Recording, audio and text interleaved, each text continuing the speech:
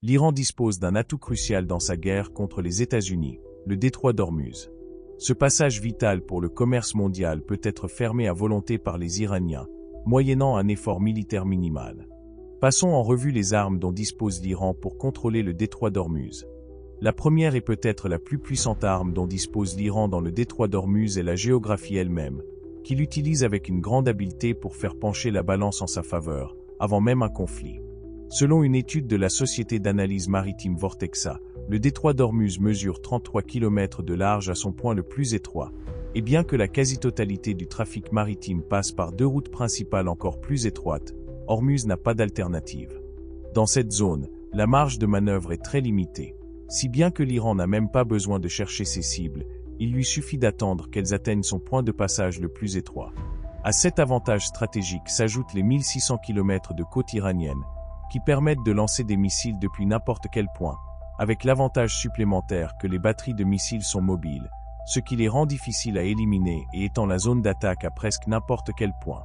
Mais ce n'est pas tout, car le nord de l'Iran n'est pas plat, mais comporte des collines, des montagnes, des vallées et des îles côtières, ce qui multiplie les menaces et facilite le travail de dissimulation des armes mobiles iraniennes. Grâce à cet avantage sur le terrain, Téhéran peut déployer tout son arsenal et contrôler le détroit d'Ormuz, parfois sans tirer un seul coup de feu, l'effet dissuasif étant suffisant. Cependant, si quelqu'un le franchit sans autorisation, la puissance de feu iranienne est écrasante. L'immense littoral iranien fait de ces batteries de missiles à longue portée une arme redoutable et quasiment impossible à neutraliser, car elles peuvent être transportées le long de la côte elle-même. Bien que les États-Unis aient détruit de nombreux navires de guerre et sous-marins iraniens, sa flotte reste une menace potentielle. La capacité de Téhéran à poser des mines à l'aide de navires plus petits a été démontrée tout au long du mois de mars, comme l'a rapporté CNN. Ces petites embarcations utilisées par les mineurs iraniens les rendent presque impossibles à surveiller, à combattre et à éliminer, ce qui donne un avantage considérable aux populations locales. Comme le souligne CNN, l'Iran déploie de petites embarcations avec un équipage réduit, voire sans équipage, chargées d'explosifs afin de pouvoir attaquer les pétroliers. Les drones Shahed.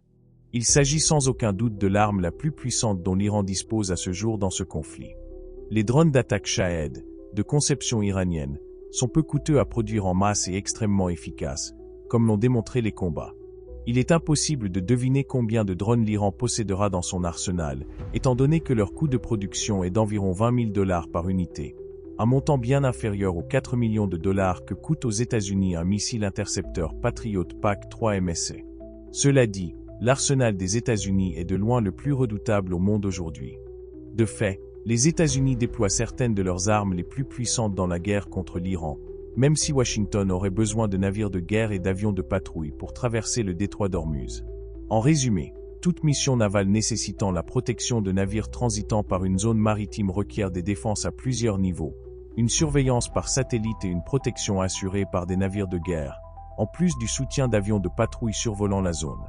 Une autre option, non proposée actuellement mais toujours envisagée, consisterait pour les États-Unis à offrir à l'Iran une somme d'argent suffisante pour permettre à ces navires de traverser le détroit d'Ormuz.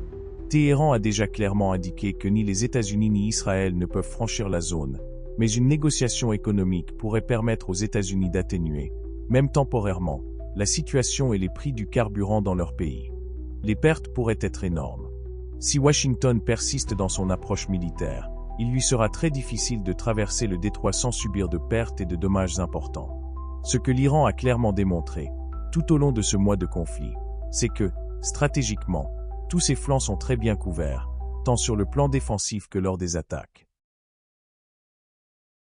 Selon vous, la technologie de pointe des États-Unis peut-elle réellement l'emporter sur la stratégie d'usure et la géographie de l'Iran dans un espace aussi réduit?